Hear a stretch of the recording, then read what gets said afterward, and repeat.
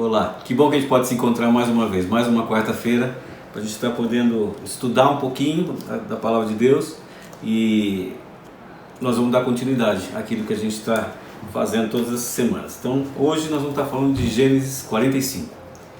Bom, só para relembrar aquilo que a gente falou um pouquinho na semana passada, você vai se lembrar que José estava se revelando aos seus irmãos, pronto para se revelar aos seus irmãos. Passou aquele tempo difícil, aquele tempo de provas, né? Nós usamos esse termo, testes, né? Que a gente acredita que de alguma forma José estava colocando. Eu quero dizer teste no sentido de ele queria saber se realmente nesses anos todos, esses 20 e poucos anos, se os irmãos tinham mudado alguma coisa. Pessoas que estavam no passado, né, sendo tão difíceis e tão insensíveis a ponto de poderem vender um dos irmãos. Então ele aproveitou para poder não só rever Benjamim, né, com a estratégia que ele usou, mas ao mesmo tempo entender aquilo que estava passando ainda no coração dos seus irmãos. Muito bem, vamos lá para o 45, e aqui fala assim: Então José, não se podendo conter diante de todos que estavam com ele, bradou: Fazei sair todos da minha presença. E ninguém ficou com ele, quando José se deu a conhecer a seus irmãos. E levantou a voz em choro, de maneira que os egípcios o ouviam e também a casa de Faraó. E disse a seus irmãos: Eu sou José. Vive ainda meu pai? E seus irmãos não lhe puderam responder porque ficaram atemorizados perante ele. E aqui uma pequena pausa. É óbvio que os irmãos relembraram, né? Eu acho que foi um turbilhão não só de emoções, mas também de lembranças, né? De tudo que tinha passado. Como a gente tem falado sempre, e aí é uma especulação, porque eu tento me colocar no lugar desses irmãos e pensar assim, olha, ninguém podia imaginar que aquele José que tinha sido vendido para os escravos, né, tinha sido vendido como escravo, né, que ele poderia estar numa posição como essa. E talvez, né, para o coração deles, esse irmão já tivesse até morto, até por causa da condição, né, daquilo que ele foi levado. E sabe-se que nunca mais ninguém teve notícia dele. Então, talvez para os irmãos, se não fosse morto de maneira real, né, natural, estava morto de alguma forma pela ausência.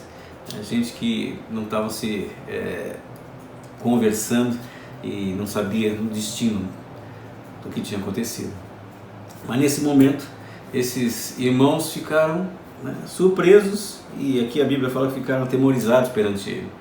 Talvez pensando numa vingança, talvez pensando que ele, agora na posição que ele estava, ele estivesse pensando, né, em trazer sobre eles também algum tipo de aflição. Não que já não tivessem passado nas duas situações anteriores, mas agora nesse momento. Então, como a gente está falando, é um turbilhão de emoções. Talvez no coração deles tivesse essa realidade, né, de que, ou essa vontade que fosse realmente José, e eles pudessem tornar-se a se ver, né, ter talvez uma família completa como eles tinham. O texto mostrou e mostra pra gente que esses irmãos agora já tinham uma outra atitude. Mostram que de alguma forma eles estavam arrependidos daquilo que tinham feito. Mas há situações em que às vezes as coisas que se faz são tão radicais que a própria pessoa que causou uma situação na vida do outro não consegue compreender como é que aquilo pode ser mudado. Talvez esses irmãos estivessem vivendo essa situação. Olha, no que nós fizemos não tem volta. Mas teve porque era plano de Deus. Deus também tinha algo para fazer a partir da vida de José e que pudesse alcançar a todos eles. E o texto fala aqui que ele chorou, e chorou aqui acho que pela terceira vez. Antes ele chorou escondido dos irmãos, mas aqui ele chorou com os irmãos. E esse choro, eu quero exaltar essa situação, né? Não como uma situação só emocional, mas como uma restauração que estava acontecendo para todos eles. Algo que o coração de José estava respondendo a essa presença desses irmãos. Aquilo que talvez tivesse, né, como anseio no coração dele de tantos anos. O texto segue e fala assim: Disse José a seus irmãos: versículo 4. Agora chegai-vos a mim. E chegaram-se. Então disse: eu sou José, vosso irmão, a quem vendestes para o Egito. E esse versículo 5 para mim é especial, porque ele fala assim: agora, pois, não vos entristeçais, nem vos irriteis contra vós mesmos, por me haverdes vendido para aqui, porque para a conservação da vida Deus me enviou adiante de vós. José, dentro da situação toda que ele estava passando, ele pôde capturar aquilo que era realmente importante. E mais, né? Mais do que isso, não só entender o propósito de Deus para aquele momento que ele estava vivendo, todos eles estavam vivendo na verdade, mas principalmente olhar para aquilo como um reflexo e estender isso, né, como misericórdia sobre a vida de seus próprios irmãos. Ele mesmo fala assim: olha, não fica triste pelo que vocês fizeram comigo. Não fica também um jogando contra o outro, né?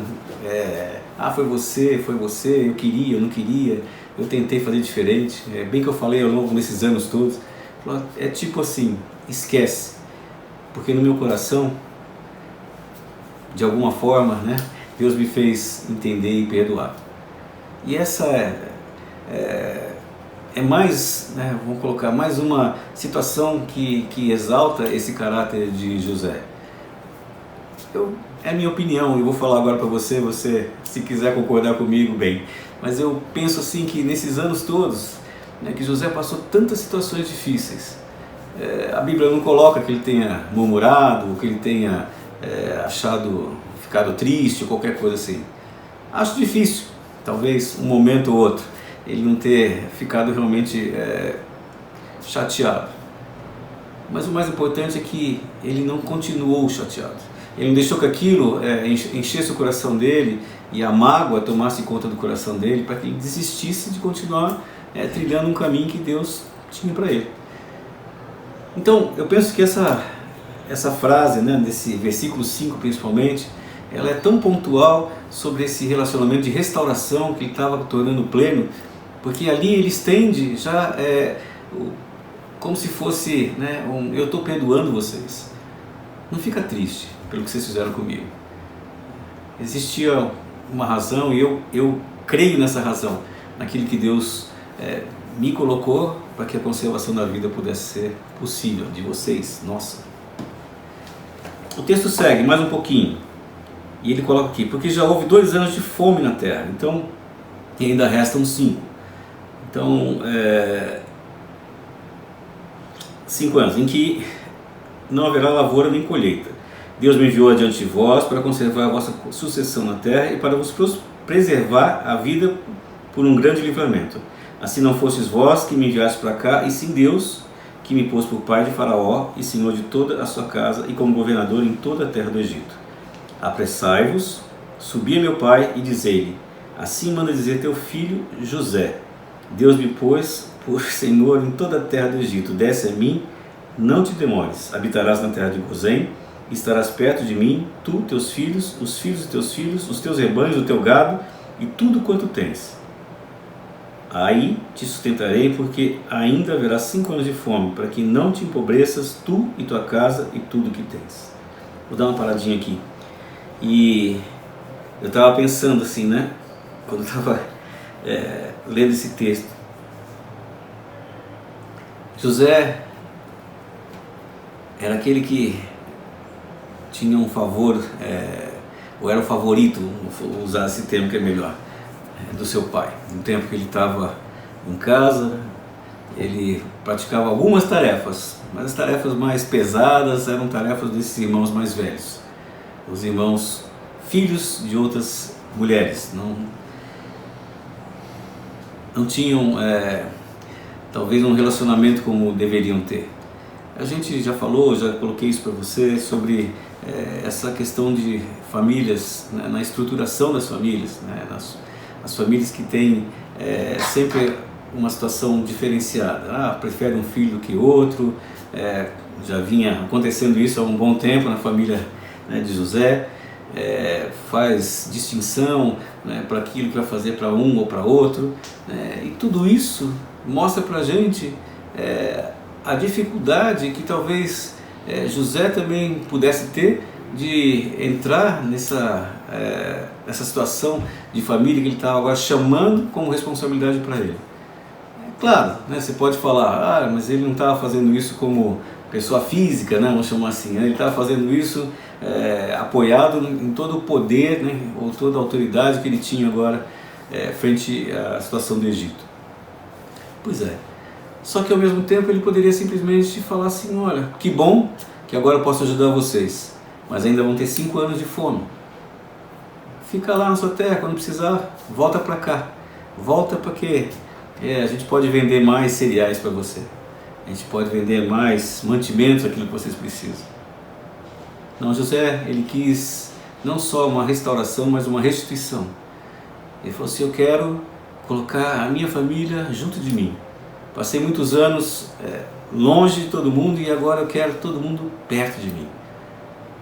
Traz o meu pai para cá. Traz Jacó. E ainda fala, né?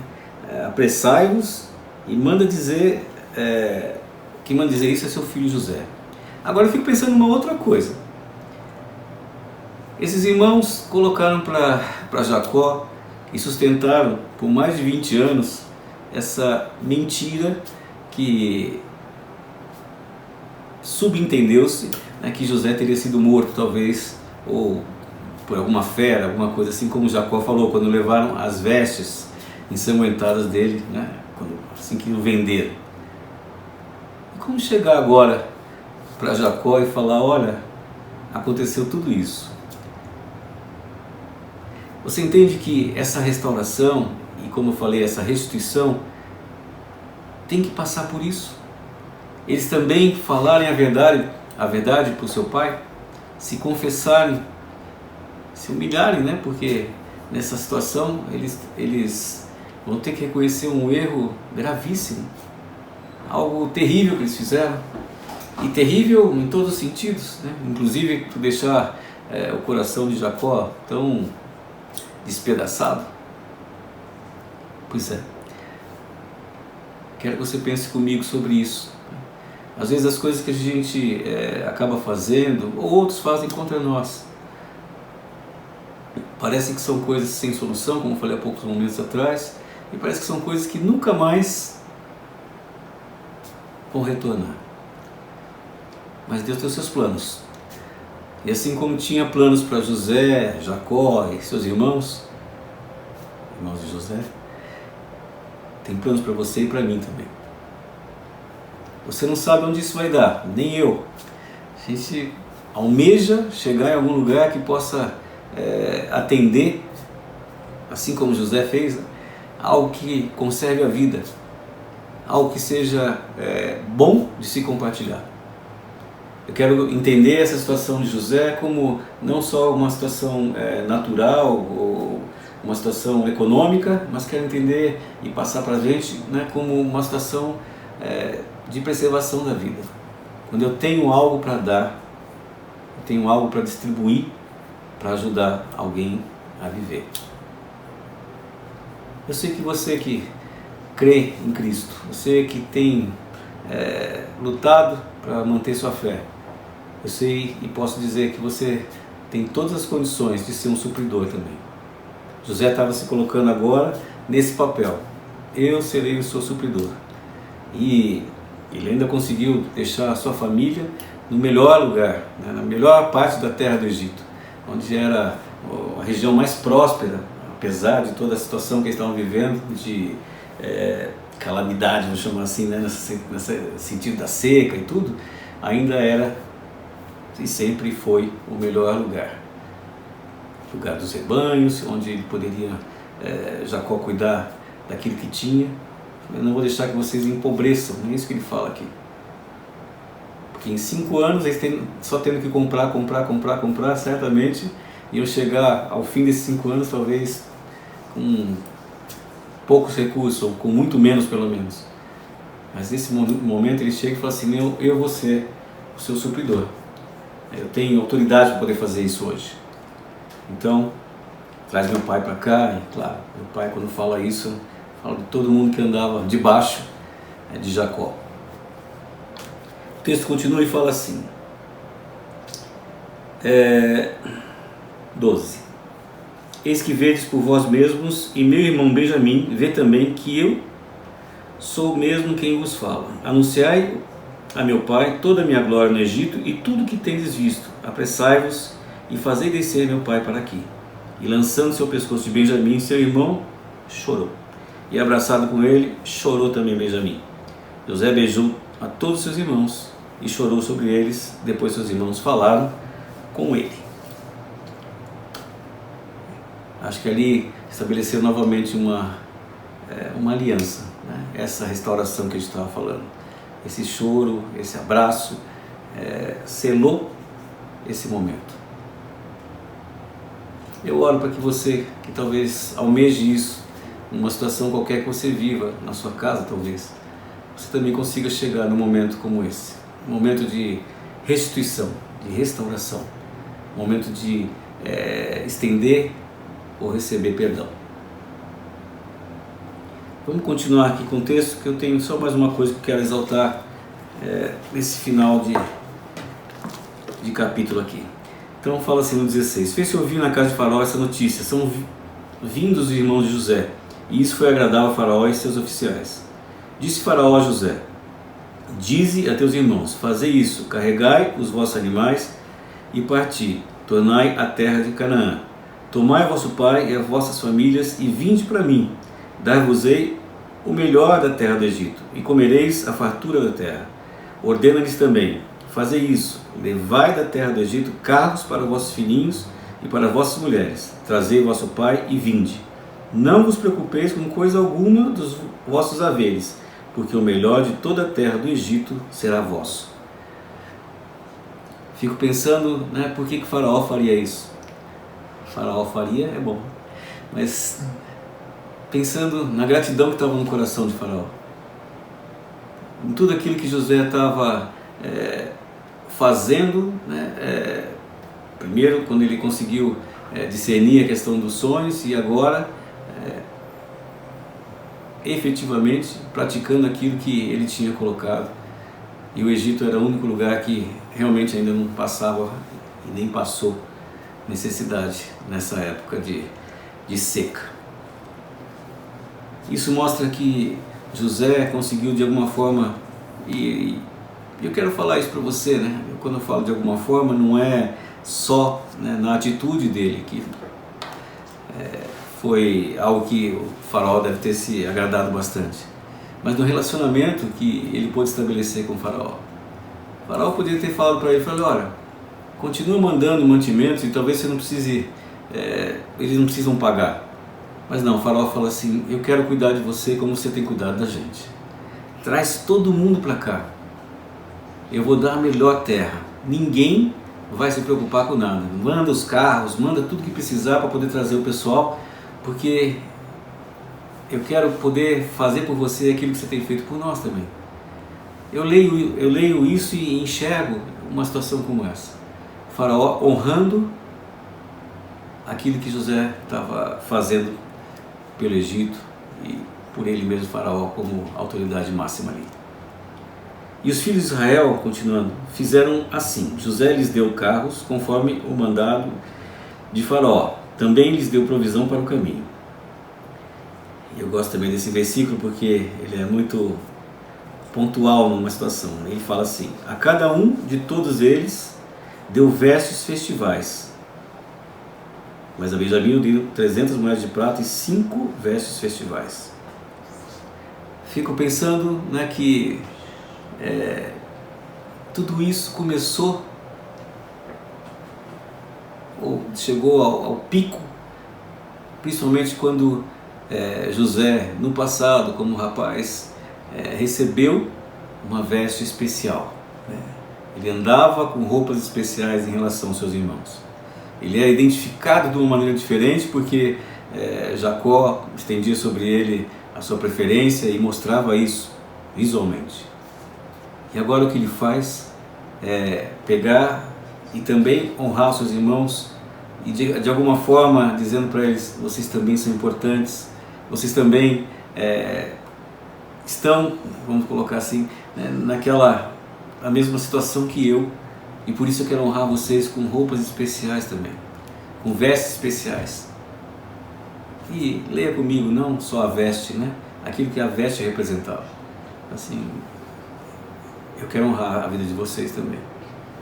Acho que esse versículo, ele talvez seja o fechamento, né, daquela situação de ferida que estava aberta há tantos anos. E que nesse momento ele estava conseguindo fechar e começar a realmente um tempo novo de relacionamento entre eles. Também enviou a seu pai 10 jumentos carregados do melhor do Egito e 10 jumentos carregados de cereais e pão, e provisão para o seu pai para o caminho. E despediu seus irmãos. Ao partir, disse-lhes: não contendais pelo caminho.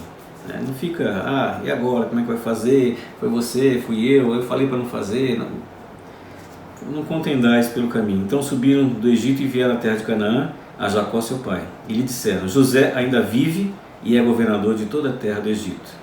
Com isso o coração lhe ficou como sem palpitar, porque não lhe deu crédito. Falou, alguma coisa está errada. Não é possível que isso tenha acontecido. O filho do meu amor que sumiu, e de repente ele está numa posição como essa, achado e ainda numa posição como essa.